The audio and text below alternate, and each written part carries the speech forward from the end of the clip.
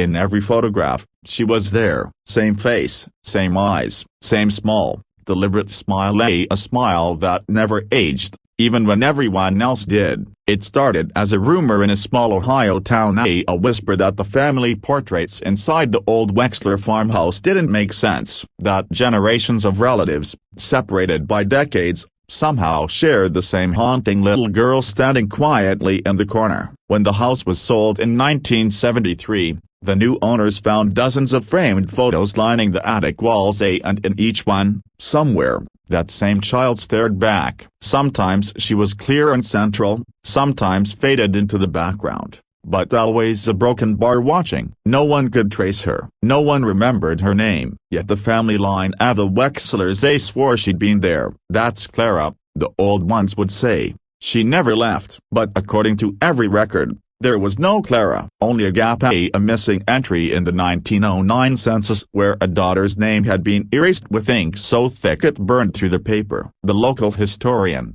a woman named Edna Rowe, once said she stopped sleeping after she found it. She'd been documenting rural family lines for the county's archive when she stumbled on the photographs. "The child was wrong," she said. "She was a broken bar copied, like someone drew her again and again by hand, and placed her inside their lives." The photographs weren't just random snapshots, say they were milestones, births, marriages, funerals, and there she was, always at the edge, hands clasped, eyes reflecting the lens. The most unsettling part, in one of the earliest photographs, from 1894, she's holding a smaller framed picture in her hands, and inside that frame a broken bar was another image of herself. When that photo was examined decades later under ultraviolet light, they noticed something beneath the surface. Tiny imprints, fingerprints pressed into the photographic paper, belonging to a child's hands. Yet the photo had been developed long before that printing method even existed. So who was she? And why did every generation of the Wexlers seem cursed to remember here a broken bar even when they swore they'd never met her? The story of the girl who saw herself in every family photo is in folklore. It's a trace, a shadow,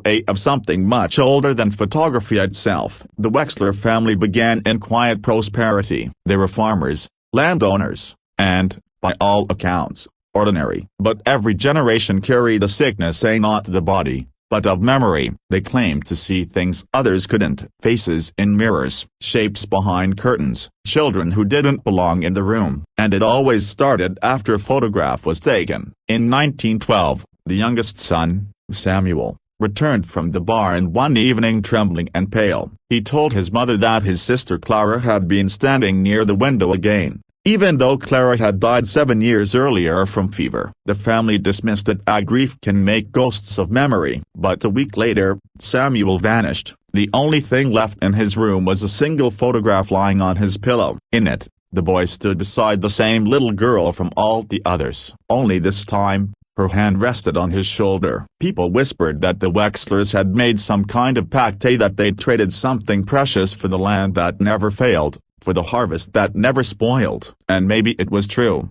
because while every farm around them rotted in drought and flood, theirs stood untouched, healthy, almost a broken bar too healthy. When the county sheriff came investigating Samuel's disappearance, he found something strange in the family cellar: dozens of glass negatives stacked neatly in boxes, each one showing the same repeated child. Different poses, different years, but her face never changed. The sheriff reportedly destroyed the plates, but a local boy later said he saw him a week later in town, muttering to himself and refusing to let anyone take his picture. 2 months after that, he shot himself. The coroner's notes were brief: a mental collapse following persistent delusions. But one line was underlined twice: he claimed his reflection no longer matched his face. After that, the family closed itself off. Curtains stayed drawn, visitors were turned away. And yet, the photographs kept appearing, sometimes in mailboxes, sometimes tucked into hymnals at the church. No one knew who placed them there, but everyone knew whose face would be waiting when they opened them. They said that once you saw her, truly saw her, she would find her way into your next photo too. By 1938,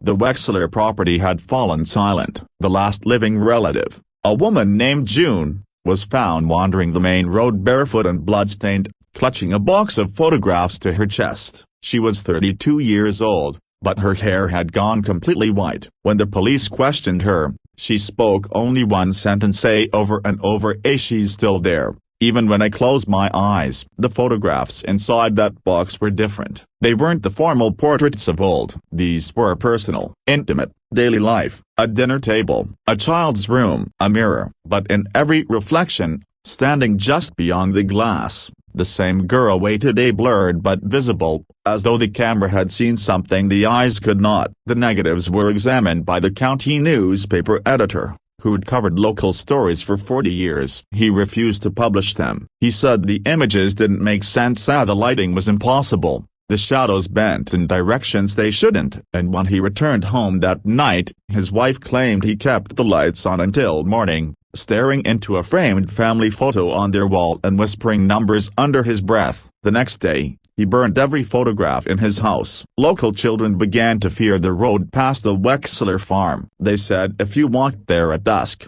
you could hear a faint sound, like film advancing in a camera, followed by the soft, metallic click of a shutter. But when you turned around, there was nothing. A traveling photographer once stopped to document the abandoned house in 1942. He never went inside, only took pictures from the road. When he developed the film days later, he said every frame had come out perfectly clear, except one. The last image on the roll. In it, through a cracked upstairs window, a little girl was standing behind the curtain. Her eyes, he said, seemed to follow him, even on the print. He burned that one too. By the time the farmhouse was demolished in 1951, no one dared to take photographs of the site. But that didn't stop the stories, because years later, photos taken miles away in town, in schools, in family gatherings, began showing a strange recurrence, a faint shape, a small girl's outline, always at the edge of the frame. And some of those families, a broken bar had no connection to the Wexlers at all. In the early 1960s,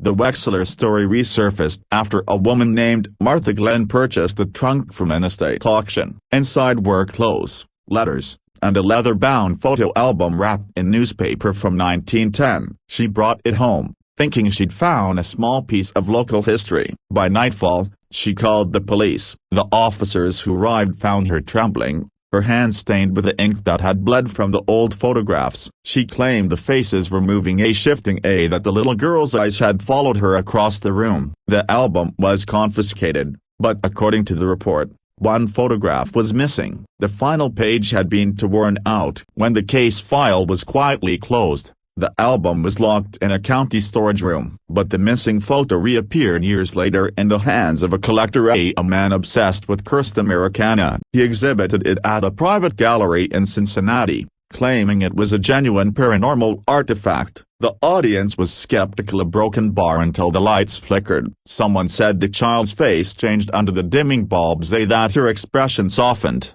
that her eyes looked suddenly wet, almost pleading. The gallery shut down the same week, and the collector was later found dead in his apartment, all mirrors in the home covered with sheets. No one could explain what was happening, but there was a pattern. Wherever the image traveled, tragedy followed: fires, accidents, madness. A local journalist called it the face that rewrites the living. When digital scanning began decades later, a historian uploaded a copy of the surviving photograph to the state archives, a simple preservation effort. But within days, the system corrupted. Files renamed themselves. Random images across the database, old portraits, class photos, newspaper clippings, began showing the faint outline of a small figure at the edge of the frame. Experts dismissed it as a software glitch, but one technician who viewed the corrupted data said the strangest thing. He claimed that every time he zoomed in on the face, the girl's expression looked slightly different, a broken bar, as if she was watching him back. Since then, the photograph's whereabouts have been officially unknown. Some say it was destroyed. Others believe it still exists,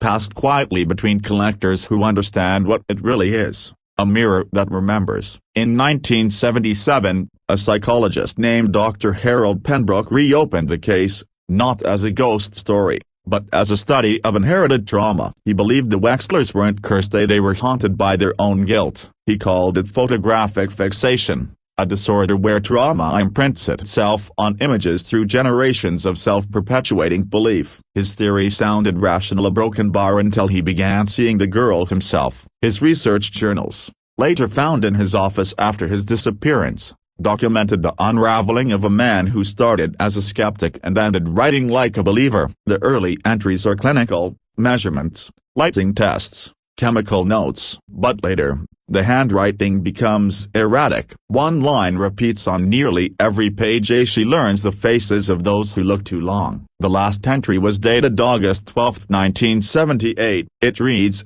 "She isn't in the photos anymore. She's behind me now." When his colleagues searched his office, they found no trace of him, just a camera on the floor, film still inside. The photographs from that roll have never been released, but the archivist who processed them reportedly quit the next day. She told a friend she'd seen something impossible, not the girl, but multiple versions of her, each one facing a different direction, like frames from a moving sequence that no one ever filmed. By the 1980s, stories about the Wexler girl faded into the background of American folklore, another ghost tale to tell by candlelight. But then came the Polaroid years. Families began noticing faint childlike figures in instant photos, always near mirrors, always slightly out of focus. In every case, the photo's owner had ties, however distant, to the old Wexler region of Ohio. Even law enforcement took notice after one officer reported seeing the girl's reflection in the glass of his patrol car camera. He said her mouth moved, forming words he couldn't hear, and afterward, the recording fell static, hiss, then silence. If you're still watching, you're already braver than most. Tell us in the comments, what would you have done if this was your bloodline? Would you destroy the photos, a broken bar, or would you dare to keep them, to see if she appears again? Because the truth is, someone always does. In 1995, a graduate student named Lisa Morell unknowingly revived the Wexler legend. She was writing her thesis on American family identity through early photography and found herself drawn to a file mislabeled as Wexler Personal Archives. Inside were grainy reproductions, faded and discolored, but still intact. She scanned them one by one into her computer, cataloging every name and face. It was late, almost midnight, when she noticed something strange. In one of the earliest portraits, the girl's face had shifted slightly to the left. She assumed it was her tired eyes, but when she opened the previous scan to compare, the difference was real. The child's head had turned between the two images, even though both photographs were taken decades apart. She didn't sleep that night. Instead, she tried to trace the girl's facial features through image matching software. The results returned a statistical impossibility, a 99.8% match between every generation of Wexler women. It was as though each daughter had been born with the same exact face. Lisa began to notice other changes too. On her desktop, the file names would rename themselves, letters rearranging into patterns that looked like words. One stood out. Look _behind _u.jpg. When investigators later searched her apartment, they found her laptop open, the camera still recording. The final frame showed Lisa sitting in front of the screen, eyes wide, mouth open mid-breath, a broken bar, and just over her shoulder, the faint reflection of a young girl in the monitor's glare. The case was ruled an accident, electrical fault, they said, but those who saw the footage claimed the reflection blinked. After that, the archives were permanently sealed. The building itself was demolished a year later following a fire no one could explain. Yet somehow, the photographs keep resurfacing on forgotten hard drives, in flea markets, even in online forums dedicated to lost Americana. People claim the same thing, that when they opened the image, their own reflection seems slightly a broken bar altered. Some say the girl isn't haunting anyone at all. They say she's becoming the maze, slowly overwriting her way into every face that dares to look, every lens, every digital eye. And that's where this story stops feeling like history, and starts feeling like a warning. There's a theory whispered among archivists, one they never write down. They call it the mirror thread. It suggests that certain images don't just capture light, they capture the observer. Every time someone looks at them, a trace of that person stays behind, and over enough generations, enough eyes, enough repeated gaze as a broken bar something learns to look back. That's what many now believe the Wexler girl became. Not a ghost, not a curse, but an echo built from thousands of small pieces of human recognition. Every time a camera lens opened, it gave her form again, pulling her from the space between image and observer. And maybe she learned, maybe she understood what it meant to be seen, because the longer people stared at her face, the clearer she became. While there's a broken bar began to fade. In 2012, a forgotten envelope arrived at a regional museum in Columbus. Inside was a single photograph and a note written in shaking cursive. She knows her name now. The return address was blank. The photo showed a modern family, parents, 2 children, smiling before a Christmas tree. In the reflection of a nearby window, the faint shape of a girl could be seen, small, centered, and unmistakably aware. Technicians analyzed the image,